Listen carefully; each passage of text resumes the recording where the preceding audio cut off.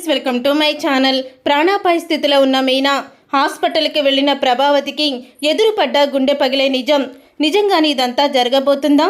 అసలు మీనా ప్రాణాపాయ స్థితిలో ఎందుకుంది, ఏం జరిగింది అని మీరు తెలుసుకోవాలనుకుంటే వీడియోని తప్పకుండా లైక్ చేసి ఛానల్ని సబ్స్క్రైబ్ చేసుకొని పక్కనే ఉన్న గంట సింబల్పై ఆల్ అని క్లిక్ చేయండి. బాలు అప్పులు తీర్చడానికి సత్యమైతే ఇల్లు తాకట్టు పెట్టాలని నిర్ణయించుకుంటాడు.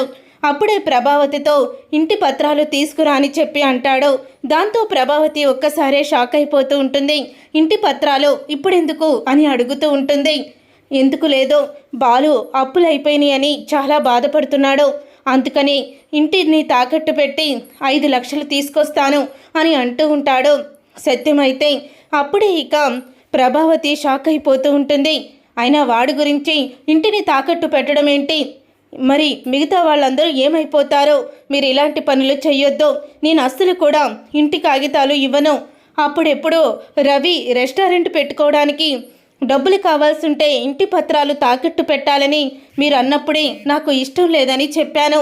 మళ్ళీ ఇప్పుడు నాకు ఇష్టం లేని ఆ దురదృష్ట జాతకుడు ఆ బాలు గురించి ఇంటి కాగితాలు పెట్టి డబ్బు తీసుకొస్తానంటే నేనెందుకు ఒప్పుకుంటాను అని అంటూ ఉంటుంది ప్రభావతి. అయితే అప్పుడే ఇక మీనా వచ్చి, వద్దు మావయ్య, మీరు సంపాదించి కష్టపడి కట్టుకున్న ఇంటిని తాకట్టు పెట్టొద్దు, ఆయనకు కూడా అది ఇష్టం ఉండదు. నేనే చెప్తున్నాను కదా, ఇంటిని తాకట్టు పెట్టుకుంటే మన అమ్మని మనమే అవమానించినట్టు అవుతుంది. ఎందుకంటే మీరు కష్టపడి సంపాదించుకున్నారు.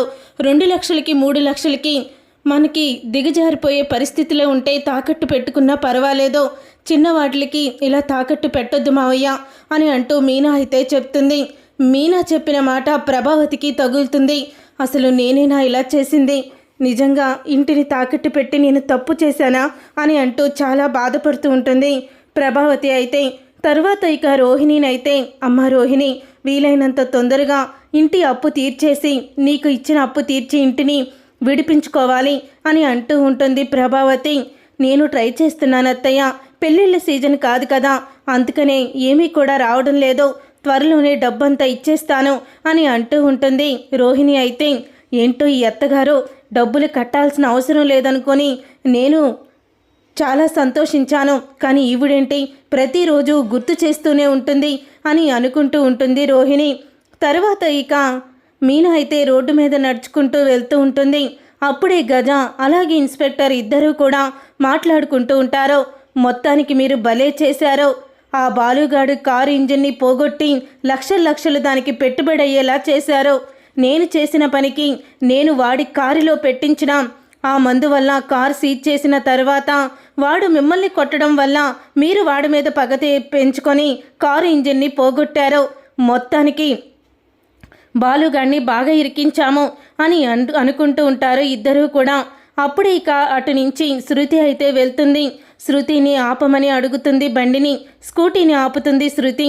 అప్పుడే అదుగో అతనే గజ అంటే ఇన్స్పెక్టర్ వాడితో చేతులు కలిపాడు. వాళ్ళిద్దరూ మాట్లాడుకునే మాటలను నీ ఫోన్తో వీడియో తీయి శృతి అని అంటూ ఉంటుంది మీనా.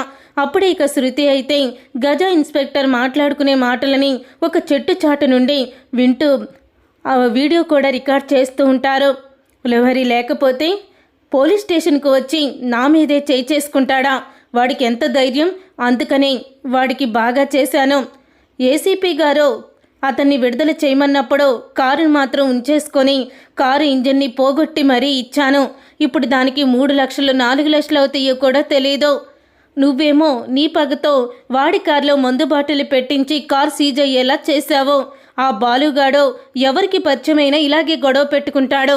ఇలాగే వాణ్ణి ముప్పు తిప్పలు పెట్టి 3 చెరువులు నీళ్లు తాగిస్తాను. మొన్నటికి మొన్న గజానే నా కారులో మందు బాటిల్ పెట్టించాడు అని కూడా చెప్పాడు. సాక్ష్యాలు తీసుకురారా అని చెప్పాను.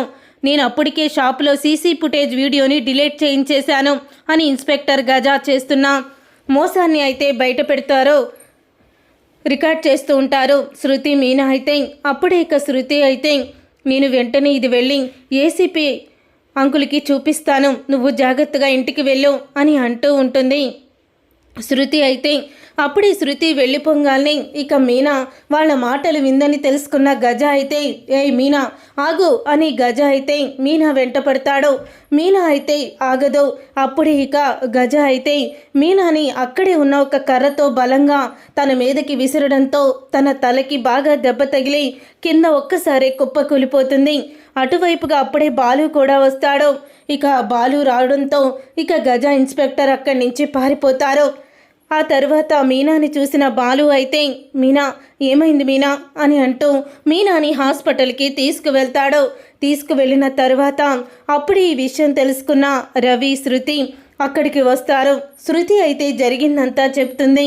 బహుశా గజాగాడే ఇదంతా చేసుంటాడు అని శృతి అనడంతో కోపంగా వెళ్ళబోతూ ఉంటాడు బాలు. అప్పుడే డాక్టర్ బయటికి వచ్చి మీ ఆవిడ ప్రాణాపాయ స్థితిలో ఉంది, తను ఇప్పుడు స్పృహలో ఉండి మిమ్మల్ని కలవరిస్తుంది అని అంటూ ఉంటారు డాక్టర్ అయితే. అప్పుడే ఇక మీనాని చూడ్డానికి లోపలికి వెళ్తాడు బాలు. ఇక సత్యం ప్రభావతి ఇద్దరు కూడా వస్తారు. రవి అయితే డాక్టర్లు ప్రాణాపాయ స్థితిలో ఉందని చెప్పారు నాన్న అంటూ బాధపడుతూ ఉంటాడు రవి అయితే. ఇక ప్రభావతి అయితే ఇక దగ్గరికి వెళ్ళి తలుపు కొంచెంగా తీసి చూస్తూ ఉంటుంది మీనాని. అప్పుడే బాలు మీనాని చూసి కుమిలిపోతూ ఉంటాడు. ఏంటి మీనా, నన్ను వదిలి వెళ్ళిపోదామనుకుంటున్నావా? నువ్వు కూడా నన్ను వదిలి వెళ్ళిపోతావా? చిన్నతనం నుంచి అమ్మ నాకు దూరం అయింది. అమ్మలాగా మళ్ళీ నా జీవితంలోకి వచ్చి అంత ప్రేమని చూపించావు. అమ్మ ఏనాడు కూడా నాకు కనీసం నోట్లో అన్నం కూడా తినిపించలేదు. ఎప్పుడూ కూడా బాలు అని ప్రేమగా పిలవలేదు, ప్రేమగా దగ్గరికి తీసుకోలేదు. అమ్మ కన్నా ఎక్కువ ప్రేమని నువ్వు నా మీద చూపించావు. నాకు దెబ్బ తగిలితే తట్టుకోలేకపోయావు, గాయమైతే కుమిలిపోయావు. నేను బాధపడుతుంటే నువ్వు కూడా బాధపడ్డావు. నా సంతోషం నీ సంతోషంగా ఉన్నావు. నీ మీద కూడా ఎక్కువగా ప్రేమ చూపిస్తూ ఉంటే నువ్వు కూడా ఎక్కడ దూరం అవుతావని భయమేసింది తప్ప నీ మీద ప్రేమ లేక కాదు. నన్ను వదిలి వెళ్ళిపోకు మీనా, నువ్వు లేకపోతే నేను బ్రతకలేను.